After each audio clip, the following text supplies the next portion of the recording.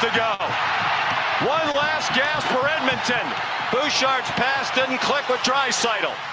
12 seconds to go.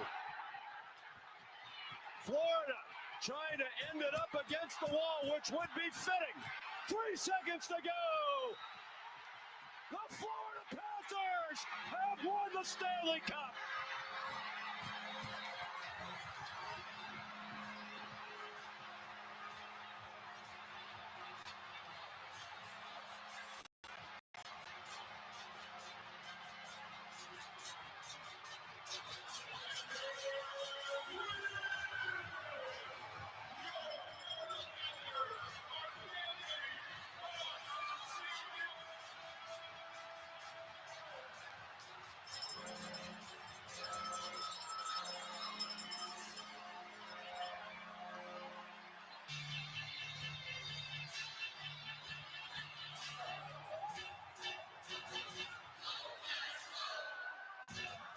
For the first time in their 30-year history, the Florida Panthers are Stanley Cup champions. They made it about as hard on themselves as they possibly could, battling a valiant Edmonton team that had rallied from adversity all season long. And Paul Maurice, coaching lifer, 30 years in the National Hockey League, has his Stanley Cup.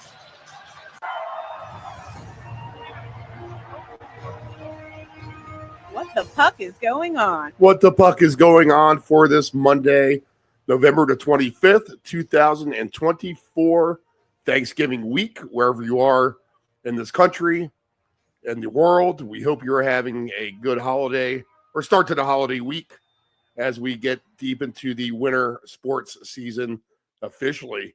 We have conference basketball tournaments going on, like the Maui Invitational, not the conference tournaments, but the other various tournaments we have all over the country, NBA Cup, and of course, NFL, college football playoffs, and second to none in any of that is the NHL and their deep slate as we enter the winter months here going forward and into a spring playoff. So let's get updated on everything injury-wise, standings-wise. Let's see where we sit going into this Thanksgiving week. Hard to believe we're already right here on the cusp of December. This is What the Puck is Going On, broadcasting live from our Chicks Beach studios in Virginia Beach, Virginia, the United States of America. I am Stephen Murray, nephew Dave, alongside here in a minute or two. Let's go through the injury lists. Let's take a look at all the teams, see how they are injury-wise. Anaheim, a quartet of injuries. Nothing super crazy on their front. Hampus Lindholm is the one main injury for Boston right now, but they are relatively healthy, and they'll get him back in about a week. The Sabres have a trio of players that they'll get back here in the next week. Calgary is healthy, but our man Anthony Mantha will be out until next year, so he's gone. We updated that, of course, a couple of weeks ago, but he is the lone injury on their report. Carolina, if they can get Frederik Andersen back and Kochetkov, that'd be good for them. A little bit longer-term injuries, but overall still relatively healthy are Carolina. Chicago is healthy, only a pair of injuries. Colorado is as healthy as they've been in years right now at this point. And this is a team who's notoriously banged up. Columbus is in good shape. Dallas is in good shape. Detroit in good shape. Edmonton, just a trio of injuries for them. Florida is a healthy team. Darcy Kemper, the goalie, hurt for the Kings. We'll get him back maybe in about another week. Everyone on their injury report is short-term. Minnesota's relatively healthy, as is Montreal. Nashville, just a player listed there. New Jersey getting healthier. The Islanders getting healthier, but still dealing with Riley and Barzell and Anthony Duclair. They'll get those guys back eventually, but no time relatively soon. Kreider and Cheadle on the injured injury list for the Rangers. They'll hopefully get them back here soon, but relatively healthy besides that. Ottawa, just a pair of injuries. The Flyers have Jamie Drysdale on the list, as well as a couple other players. They'll get them back shortly. Ryan Ellis, a long-term injury, done for the season for the Flyers. Pittsburgh is healthy, still playing bad overall. San Jose, their trio of players, they'll get back soon on the injured list. Seattle is a healthy team, just a couple of players who will be out. Jordan Eberle, we won't see him until after the new year. And then Vince Dunn, will get him back sooner than later. St. Louis is a team that's relatively healthy. So is Tampa Bay. Just one injury to report for them. Toronto is going to be your most banged up team at this point. Max Domi, we'll get him back here the next week or so. Austin Matthews is short term. Max Pacioretty, we'll get him back sometime in December. Mostly short term injuries, but the Maple Leafs listing 7 players on their injury report. Utah has a trio of injuries. Vancouver has 4 guys. Thatcher Demko is the main one for them, but they should get him back here in the next week or so. We'll update him again at least by next week. Vegas is a team that's been injured here. Mark Stone, Pietrangelo, Robert Lehner, gone for the season for them. But the other guys, Olofsson hurt as well. White Cloud, they'll get these guys back sooner than later, but banged up in the immediate week or so. Ovechkin's the big one for the Capitals. When will we get him back? They won't update that until mid-December, but you got to figure that's going to be until after the new year. Sonny Milano is the other guy. They will not probably get back until after the new year as well. Oshie and Backstrom out for the season. And then Winnipeg, just a pair of injuries on their report. Logan Stanley and the Sandberg, they'll get those guys back here relatively soon.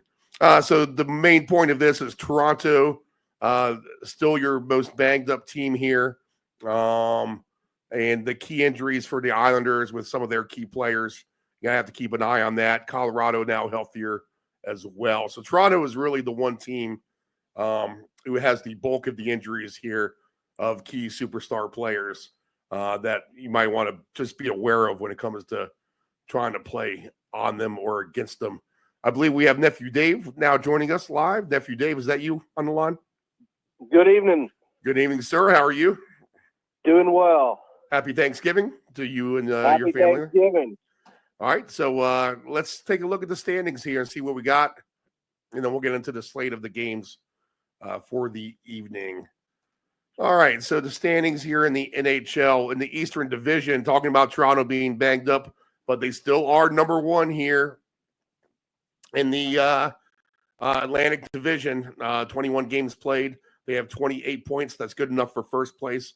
13-6-2 overall. They're 10-3 at home. Winners of 4 in a row, 7-2-1 in their last 10. Florida comes in second place behind them. Now losers of 3 in a row, Florida, so they've hit the skids a little bit. 12-8-1 overall for them. Buffalo 7-3 in their last 10. They're now up to third in the Atlantic. So kind of a surprise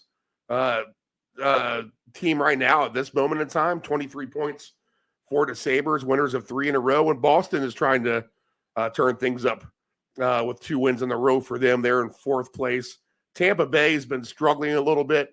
500 in regulation in their last 10 with a couple of overtime losses. Losers of 2 in a row. Much better at home than they are on the road. So take note of that with Tampa Bay. Detroit, 4-5-1 in their last 10. Ottawa, losers of 5 in a row themselves. And Montreal has been struggling in their last 10 games as well. They are last place in the Atlantic. In the Metro, New Jersey on top there, 30 points for them. Carolina, 29 points. The Capitals, 27. Can the Capitals maintain a good thing they had going without Ovechkin? They have now lost 2 in a row. Carolina losers of 2 in a row as well. 7-3 are the Devils here in their last 10, so they are a hot team. The Rangers have lost 2 in a row, 6-4 in their last 10. The Islanders 4-3. Every game's a close game with the Islanders, is what it seems like to me. Columbus winners of 3 in a row, 4-5-1 though, only in their last 10. And the Penguins now losers of 3 in a row. They've just won 2 games in their last 10 with 3 overtime losses involved there. So, Dave, what sticks out to you here in the Eastern Conference? Well, like you said, Buffalo definitely a little bit surprising. Tied there with Boston. Boston's they've got some things going on themselves. Coaching change just a couple days ago. A little surprising there. I thought the personnel might have been more of the issue, but they thought it was the coach, and they canned him. So a little bit of a surprise there as well from me. Tampa being where they're at, it's a little bit of a surprise as well. They were off to a good start, and they've seemed to kind of simmer down a little bit. But everything else, Steve, you have in the Metro, Jersey, Carolina, Washington, and Rangers kind of all battling it out, and there's New York kind of sticking around. Washington really needs to, start getting some points. And you touched on the Ovechkin injury. That's going to be 4 to 6 weeks, possible, but probably doubtful. He's back before Christmas, but should be shortly after. So that's something to keep an eye on as well. But I think Buffalo right now being the biggest surprise. Yeah, nice surprise for them. Let's take a look at the West now. Winnipeg, where they've still been strong here. 7-3 in their last 10. They've only lost 4 games on the season, 34 points, a commanding lead now in the Western Conference. Let's see here. Let me switch back to the divisions. And 4 points ahead of Minnesota here in the Central. Minnesota, though, they have been road warriors, Dave. A 9-1-3 on the road for Minnesota, 6-2-2 in their last 10. So even a couple of their losses, they're able to grab points out of overtime. Dallas has won 2 in a row. Colorado now winners of 3 in a row, 7-3 in their last 10. 24 points for Colorado. And even at 12-9, they're still 10 points back of Winnipeg. That's how good Winnipeg has been. Utah threw them in the penalty box, and I think that's good for me last week. 3-6-1 now in their last 10. They lost their last time out. St. Louis, 3-6-1. Nashville, 3-5-2 in their last 10. They just can't get off the deck. Chicago, 4-5-1 in their last 10. But really a lot of separation there in the Central amongst the top with Winnipeg and then Minnesota having a nice season as well. Dallas and Colorado trying to keep up there. Much tighter here in the Pacific. Vegas with 28 points, then Calgary with 27, the Kings with 25, Edmonton 24, Vancouver 23, Seattle 21, Anaheim 19, San Jose 17. So really everyone's still basically alive, even Anaheim and San Jose. If they were just somehow get on some kind of long winning streak, that would do them well. Calgary, after they started to sputter, they have now won 4 in a row. 6-2-2 in their last 10. San Jose is streaking on the wrong side of things. Losers of 3 in a row there. So what are you taking out of the West? The West is interesting, Steve. I really like Minnesota. We talk a lot about Winnipeg, and we definitely give them credit for that. But I watched a Minnesota game just the other night, Steve, and they were down 3-1 with about 3 minutes left in that game. And they came back and scored to tie the game with 34 seconds. They ended up losing that game in a shootout. But it just kind of shows you the grit that they have. They never quit on the game. And excuse me real quick. Oh, I just lost my page here. But yeah, they never quit on that game, Steve, and they're a nice story right now. And yeah, you're absolutely right. In the Pacific, yeah, I was looking at that myself, and it seems that, man, if somehow Anaheim or San Jose can put 3 or 4 together, I mean, they're right in the mix. So Pacific is definitely going to have to be something to watch out for. But I'm loving what's happening with Winnipeg and Minnesota. I think that's going to be a season-long battle to the end for the Central. All right, a good slate of games tonight. Let's start it off with the Blues and the Rangers. We got a full slate here on a Monday. 7:07 p.m. puck drop here in Madison Square Garden. The Rangers are minus 220. The Blues are plus 180. We talked about the Blues, so they've not been very good at all here lately. Let's see here. Looking them back up. Again, just 3-6-1 in their last 10. Where they're sitting now as far as a playoff spot would be outside looking in for sure, and 11 points out of a playoff spot. So the further they fall behind, you wonder how much this team's going to be able to keep it together here. The Rangers, meanwhile, sitting in the 7th spot now in the Eastern Conference. Much better at home than they are on the road, but they have lost 2 in a row here. I'm sorry, much better on the road than they are at home, actually, is what it would be. But the Rangers still with a nice plus puck differential. They're still a plus 15, 65 goals scored, just 50 allowed in their 19 games. On the other side of things here with the Blues, again, they are letting goals fly into the net here at a rampant rate. They've allowed 74, scoring just 53 at a minus 21 here. So when I look at this game, Dave, I'm going to take a look at the one. I would take a look at the 60-minute line for sure, minus 140 for the Rangers. But the Rangers' total goals is at over 3.5, minus 112. I think that's the easy play for me on this one. Goalies listed for tonight are Shesterkin and Hoffer, so we don't even have Jordan Binnington in the net for the Blues. So I'll gladly take the Rangers here against the backup for the Blues tonight. Yeah, Steve, I love I have that same number actually on the 60-minute line for the Rangers. I think that's the play of this game, really. I've heard some rumblings of maybe a little bit of roster change coming to the Rangers, maybe at the deadline or before, maybe getting rid of, some pieces, trying to shake some things up, as it seems to maybe have gone a little stale there in New York. But I think, still being a quality team, you just have to give them a little bit trust over a struggling St. Louis team. Yeah, I think this just all sets up good for the Rangers here tonight at MSG. I think anyway you want to dice it here, even on a puck line, minus 1.5, plus 116 or whatever number you're going to get. I think you're going to be safe here. 60-minute line, whatever.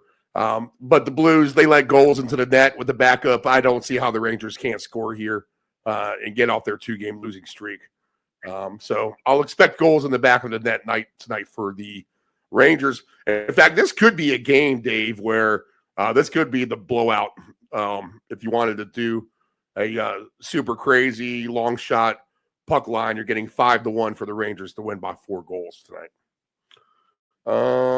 Dallas and Carolina is another really good game here. Carolina minus 128, over under 6.5. This is a hard one, Dave. What do you think you might be looking at here? Yeah, this is a tough one. I mean, this is by all means a playoff style kind of game. Now, obviously these two wouldn't meet unless it was, for the cup.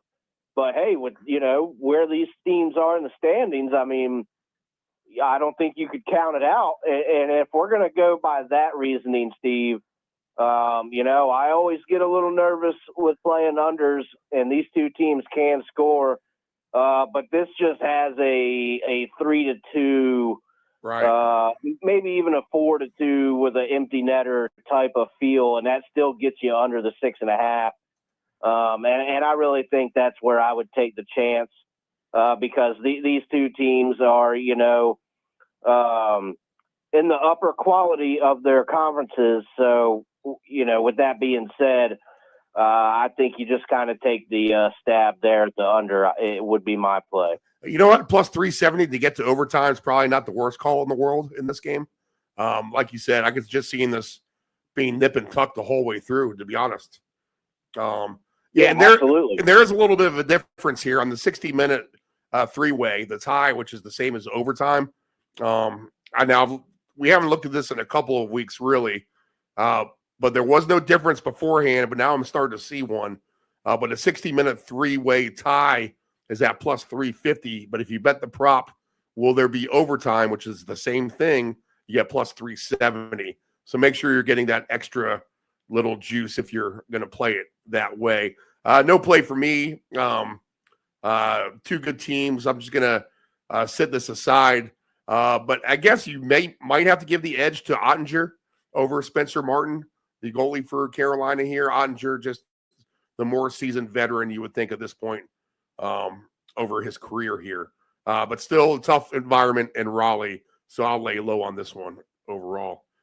Next game on the list is Tampa Bay. They host Colorado. Tampa Bay much better at home. Colorado trending the right way right now. Again, another coin flip type of game, minus 114 for the Lightning, minus 105 for the Avalanche. The goalies listed here are going to be Vasilevsky and Annunen for Colorado. Let's see here. I probably don't have a play on this one either, just for all the same reasons we talked about last game. I'm not interested in taking Colorado goals against Vasilevsky. Might be interested in taking Tampa goals here at home. But I don't know if I want to try to get all the way up to 4 here with Tampa Bay. I just feel like they've been not doing quite as hot here lately. Tampa Bay is at over 3.5 plus 124, so a nice price on that if they can get the 4. What might you have here, Dave? Anything? Steve, yeah, this is pretty much the exact same thing we just talked about, as you mentioned. Over under 6.5. Both of these teams can score. I like the personnel that each of these teams have to put pucks in the back of the net, but I tell you, the goaltending matchup really favors Tampa Bay. Colorado not playing their starter in a game like this, which is weird. I would have to check, but that almost makes me think that they played last night because you would think they would have their goaltender in there unless he's hurt. But I do believe he played the other night. So, Steve, this is tough. If I had to play it, I think I would maybe take a chance because of the goaltender matchup with Tampa Bay at home. Money line minus 115 is where I would land. But again, the same thing we just talked about it, and I think you got to lay off here. All right. The next game on the board is Nashville. They will be and the only game we had yesterday was Utah and Toronto, so they're the only ones who could be on back-to-back here. And I don't think Utah is playing, and I'm sure Toronto is off as well if I look at things here. Yep, I don't see either one. So no one on the back-to-back tonight. But Nashville is at New Jersey. New Jersey minus 140. Markstrom's the only goalie I see listed right now. Dave, do you have any other goalies you see listed besides Markstrom? Oh, let's see here. We got the goalie props. I only have Markstrom. Okay, so a little bit of an indecision there. The Devils minus 140, plus 116. So if there is no Saros here, I definitely like the Devils here to get their goals. They're trending hot at home.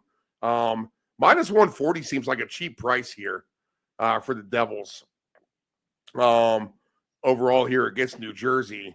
So maybe that's the way to go. You're getting a nice plus number, plus 176, a minus 1.5 for the Devils as well. Let's see, their team goals are at over under 3.5 is at plus 124. I think that's going to be good enough for me. Go ahead and give me over 3.5 team goals here for New Jersey. But I think you can play this one any way you want to, Dave. Also, plus 110 on the 60-minute line would be attractive as well. So your thoughts here? Yeah, I have plus 100 on the 60, where I immediately went to the Devils with how they've been playing, and they're at home. Nashville just not quite getting to where we thought they would be. As you mentioned, just having a hard time. And for that fact, I think we can really take the Devils here and try and get our numbers. But I love the 60-minute line for New Jersey. All right, we'll have Logan Thompson against the Spencer Knight tonight for the Capitals and the Panthers as our Capitals head into South Beach here. I'm a little gun shy in the Capitals right now, although they still are scoring some goals. I think I might take a chance on them over 2.5 minus 116 here. I could probably throw them on this list down in Florida. But a tough matchup here in Florida.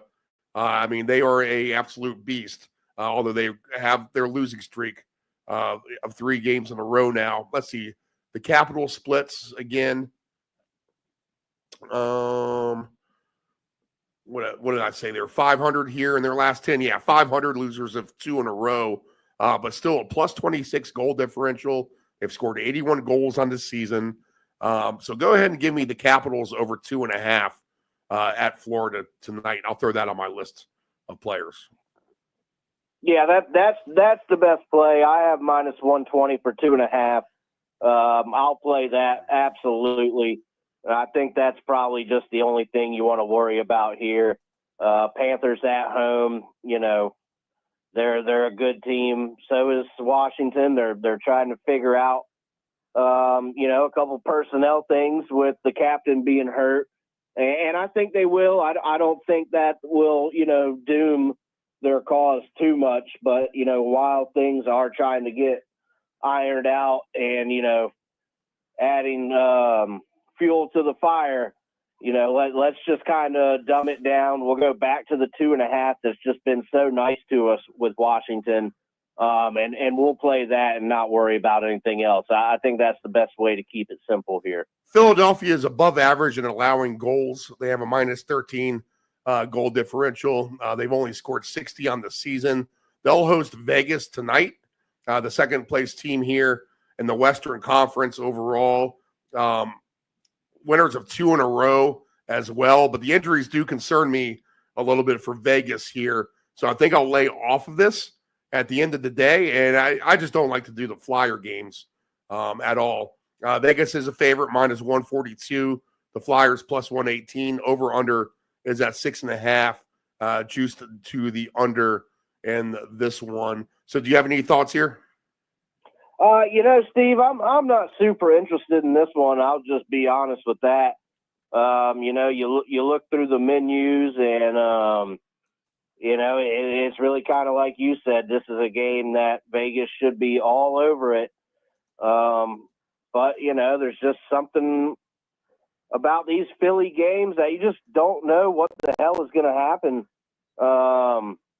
So let's lay off this one. I think another game I'll lay off of is with the Islanders here against the Red Wings. Minus 154 for the Islanders, over under 5.5. They just play too many low-scoring, close games for me to be interested. And Detroit's not exactly doing anything special right now either. So this is a tough game for me. Goalies listed in this one. I do have Alex Lyon and Simeon Varlamov listed for the Islanders. So do you have any play here? I would move the total. I would do an alt total of under 6 is at minus 140. Under 6.5 is at minus 165. I actually think that I would bump it to the even 6. You get a push and a void if you're playing that with anything else. So, it wouldn't be the worst thing ever. And the Islanders, naturally an under team. So I would go under 6 at minus 140, Steve. I think I can get involved with Calgary tonight with their team goals. They're an underdog at Ottawa. Ottawa That's another team I want nothing to do with, to be honest. You try to give them a chance, and all they do is let you down. Minus 160 for the Senators. Calgary at plus 132. The splits for these two teams. Calgary, again, winners of 4 in a row, so they are red hot here. 3-3-3 on the road. So they're at least keeping things close. If they're not pulling it out all together. And then on the flip side of that here, let's see here, with Ottawa. Ottawa 5-5-1 at home. They've now lost 5 in a row. I mean, these are two teams in opposite directions to me. Ottawa at a -3 goal differential. So that's nothing crazy there. 62 scored, 65 against, which is right about average if you think about things overall, where everyone stands all together. And Calgary, 58 scored, 57. So it's not like they're exactly lining up the lamp themselves. But maybe I'll just trust Calgary since they're on the hot streak here. Man, they're not prolific. I mean, give me a big number on the Calgary goals here, guys. Let's see. Over 2.5 minus 120. I guess I'll take a shot at over 2.5 with Calgary. I like Calgary either way here. Money line plus 140, but a nice 60-minute line at plus 195. Sign me up. Yeah, for that's not 60 too bad. If Yeah. you want to get that good number on a parlay, I think that's your high number, and then you can play, minus 120 for the Caps, and maybe a couple other plays where you play that minus 140 or whatever it was for under 6, and that's just an example. But those are plays that you could play with this Calgary 60-minute line and have that plus 195 kind of being your bump up number, knowing that while Ottawa is favored at home, you losing 5 in a row. I'm not so sure why they would be favored at home. Give me Calgary on that number, 60-minute line. I might look at, I'm going to use their team goals in this team goal parlay, but I think I'll go back and use this 60-minute line as well. I'll probably pair that with a puck line with the Devils and the Rangers and see if we can't cash a nice little ticket home at the end of the night. Here we go. Good game here. How about this? Winnipeg at Minnesota. It's a coin flip, minus 110 either way. Over-under is at 5.5. So what do you expect here? Oh, I love this, Steve. And this is a tough one. I think if we're going to do this, now I will say, as good as Winnipeg has been, the 2 or 3 times that I've tried to go with them, they've bit me. So, I'm going to say this, and it might not make any sense. I would probably give the Wild a chance in this game, but maybe on another ticket I would play Winnipeg. I like both the money lines here. They would have to be 2 different tickets, but I like them both. Just a little gun shy with Winnipeg because they've already kind of bit me. But this is a good game, Steve. Yeah, Philip Gustafson and Connor Hellebuck are the goalies, so you'll get the best cream of the crop. I would think this might be an under game, to be honest. I could see it being a playoff type of atmosphere, physical game as well. But I will stay away from this. But excellent hockey viewing if you want to watch. Get away from some NFL, get away from some college basketball. If you want a good hockey game, very under the radar Jets and Wild game tonight at 8 p.m. Eastern Standard Time. All right, we have a couple of late games as well with Anaheim and Seattle. Seattle minus 156, over under 5.5. So you want to take anything in this one? Steve, I don't think I'm playing this one. I mean, everything's telling me to take the Kraken at minus 155, but that just seems like when they'll give it up. So it'll be a no play for me. Anaheim, they cannot score, but they don't allow goals. They've only scored 48 goals, which is a league worst. 57 allowed, which is great, actually, by those standards. But Seattle really not that much better. 59 goals scored for them, allowing just 57. So probably an under would be the right play here. at the end of the day, I would think. So that might be something on a late night angle if you want to try to win some money back or whatever you're doing late night gambling. I would consider Seattle and Anaheim to go under their total of 5.5 on that. I'd play a 3-2 correct score there just for the hell of it. Right. The goalies listed here are the Cord and Lucas Dostal. So there you go there. And then the other game tonight are the Kings and Sharks. Kings minus 245 on the road, over under 5.5. Goalies listed for this one. Let's see here. I have Rittich listed, and that's it. I'll probably no play this, but I think if you want to take a look at the Kings goals, you probably can. They've scored 63. They're +6, allowing just 57 on the season. And San Jose is about as bad as it gets letting goals into the back of the net. They've allowed 83. And they are on a losing streak of 3 in a row. So the Kings total goals, I don't want to sit up all night long trying to get to 4 goals here with the Kings on the last play of a ticket. So I'll avoid it for that reason.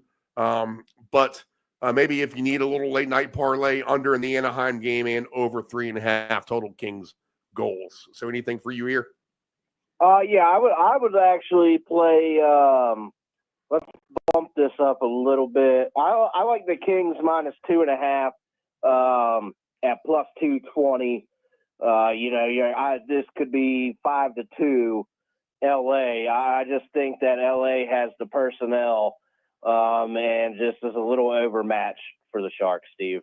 All right. So the best plays on the board for me, and then we'll look at the futures real quick.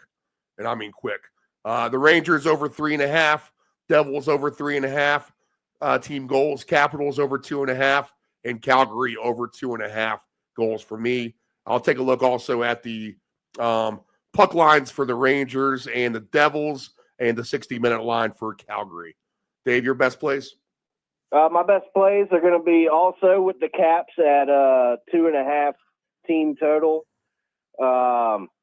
I'm drawn to the under in the Stars Canes. I might give that a ride. I like the Devils there on the 60-minute line at home. I like Calgary either way, straight up money line or 60-minute at that +195 we talked about. And then I do like the play of minus 2.5 for the Kings. All right. Let's see here. We'll go ahead and pick out a goal scorer. I'll go up and cue up the horn here. I hit our goal scorer last week with Alexander Ovechkin. Unfortunately, he had to. Was that last week or 2 weeks ago? I feel like I've been on a hot streak here with the goal scorers anyway on the show here. Let's see here. Do you have a goal scorer for tonight? Yeah, I'm going to go with our guy Connor McMichael. He's been getting a lot of chances. He has a lot of goals for the Caps, and he seems to always be involved there. So +215, Connor McMichael. Go ahead and give me Jack Hughes for the Devils at +160. Kind of a favorite type of play right there. But I'll expect the Devils to be able to score at home against the Predators tonight. All right, let's go ahead and throw a team in the penalty box as well. You're trying to switch 7 guys. Mike, come on. You can't do that. Dallas Kelly, number 10, 2 minutes for 82, Tampa, tripping. All right, a team I'm going to be wary of here is going to be, let's see. I think I just want to I haven't thrown the Blues in there yet. I'll go ahead and throw the Blues in the penalty box. They haven't been well at all, so I don't expect things to get better for them either. So St. Louis, for me, goes to the penalty box. I'm going to go with Anaheim tonight. It's just their inability to score. I know you mentioned that they don't give many up either, but you got to be able to score if you want to win games, and that's just not something that Anaheim does very much of. So put Anaheim in the box for me. All right. Real quick in the futures, Florida +480, Carolina +480, Rangers +550. This is to win the Eastern Conference. Maple Leafs are 6-1, Devils 6-1, Tampa 9-1, Bruins 15-1, Ottawa 21-1, Capitals 23-1, Islanders 29-1. In the West here, Winnipeg is now down to well, they've been at 10-1. Actually, now that they're down to 10-1, so they really have climbed up the board. Vancouver's 10-1, Vegas 7-1, Edmonton's still your favorite plus 370, Dallas plus 420, Colorado 6-1. Minnesota might be the one play I would take a look at here at 12-1. Maybe a Minnesota Rangers type of matchup. But I feel like all the decent numbers are gone right now at this point. Any thoughts on anything with the futures? Yeah, it's looking that way. I like a little matchup of New Jersey at 7-1 for the East with me. And then also over here, you get a little bit better number, but still 10-1 for the Wild. So I like the 7-1 New Jersey number and 10-1 Minnesota number. Okay. All right. 10-4, Dave. Any final thoughts on the slate this evening and the week ahead?